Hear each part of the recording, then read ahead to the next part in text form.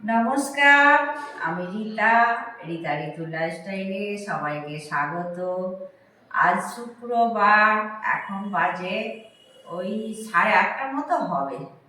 সব জামা কাপড় ছাদে শুকনো দিয়ে এসেছি, আস্তে আস্তে এখানেই বসে পড়েছি।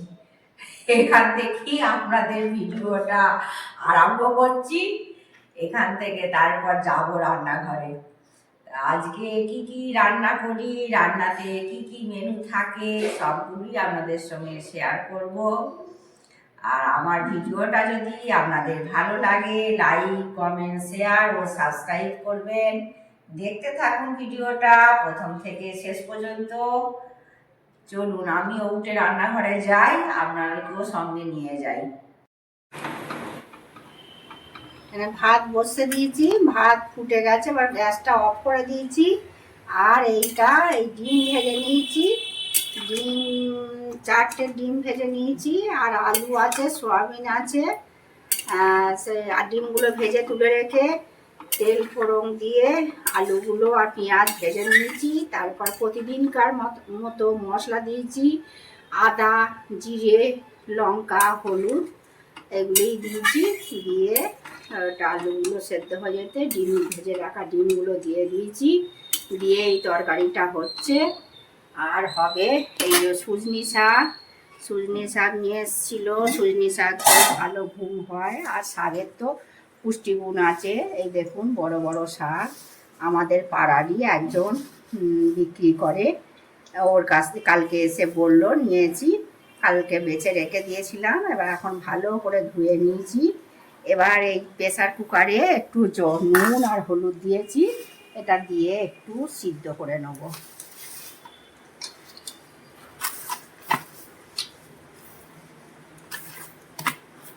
সুজনি শাক গায়ে যেন জল লাগে না, জল মানে থাকছে না গায়ে। সিদ্ধ করে নেবো।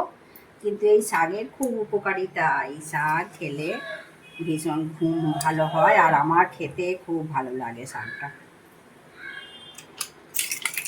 এবার প্রেসার কুকারে আমি এটা সিটি দিয়ে নেবো একটা।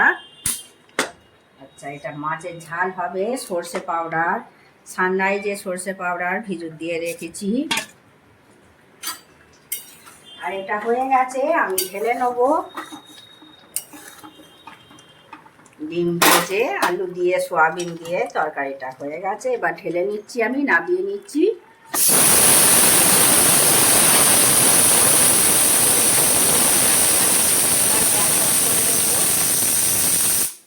একটা সিটি দিয়ে দিয়েছে, গ্যাসটা অফ করে দিলাম।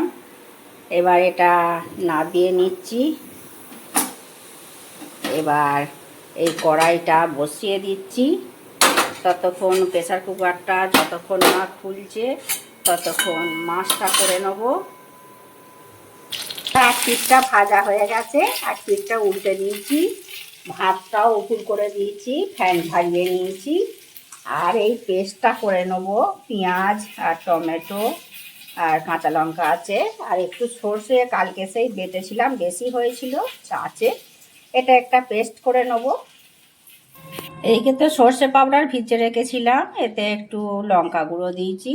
আর এই পেস্টটা করে নিয়েছি, টমেটো, পেঁয়াজ, কাঁচা লঙ্কা বেটে তাতেই আদা দিয়েছি। আর হলুদ গুঁড়োটা দেবো, আর জিরে গুঁড়ো দেবো, আর কিছু মশলা দেবো না।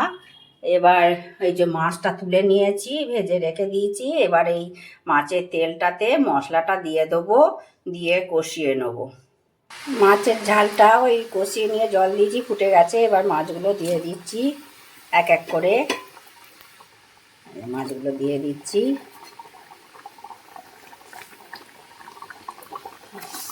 মাছগুলো দিয়ে দিলাম, এবার একটু ফুটিয়ে নেব। এবার একটু চাপা দিয়ে দেবো, দিয়ে একটু ফুটিয়ে নেব। আর এদিকে সুজনি শাকটা জল ঝারিয়ে নিয়েছি। মাছের ঝালটা হয়ে গেলে লঙ্কা ফোড়ন দিয়ে এটা নেড়ে নেবো। মাছের ঝালটা এই ঢেলে নিয়েছি জায়গাটায়, দেখতে পাচ্ছেন কত সুন্দর হয়েছে। এবার আমি সুজনি শাকটা ভাজবো, সেই জন্য তেল দিয়ে শুকনো লঙ্কা ফোড়ন দিয়েছি, আর সেদ্ধ করে রাখা সজনে শাকটা দিয়ে দেবো। এই সজনে শাকটা দিয়ে দিয়েছি, এবার নেড়ে নিচ্ছি।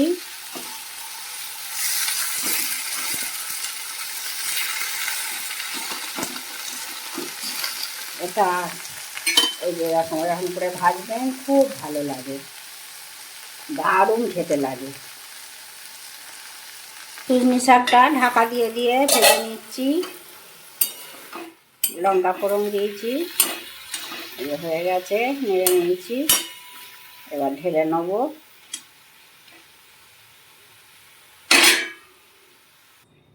সজনে শাকটা ভাজা হয়ে গেছে, যে ঢেলে নিয়েছি। দেখতেই পাচ্ছেন কতটা সুন্দর হয়েছে।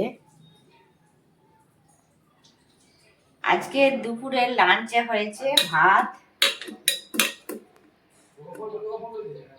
সজনে শাক ভাজা, মাছের ঝাল মানে ফিশ কারি, আমের চাটনি, আর এটা হয়েছে এই যে ডিম ভেজে করেছি। ডিমগুলোকে ভেজে ছোট ছোট করে পিস করে নিয়েছি, আলু দিয়েছি, আর সোয়াবিনও আছে। সোয়াবিন দিয়ে, আলু দিয়ে, ডিম দিয়ে, টমেটো দিয়ে, এরকম কাঁচা পাকা কাঁচা লঙ্কাই পেকে গেছে, সেই দিয়ে একটা তরকারি করেছি। এটা খুব ভালো লাগবে, আপনারা ট্রাই করে দেখবেন। আজকের ভিডিওটা এখানেই শেষ করছি। যদি ভালো লাগে লাইক, কমেন্ট, শেয়ার ও সাবস্ক্রাইব করবেন। আপনারা ভালো থাকবেন, সুস্থ থাকবেন। দেখা হচ্ছে পরবর্তী ভিডিওতে।